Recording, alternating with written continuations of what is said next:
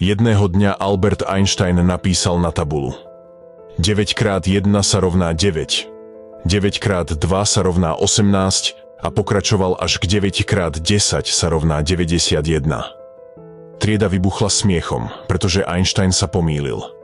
Správna odpoveď je samozrejme 90, nie 91. A študenti si z neho začali uťahovať.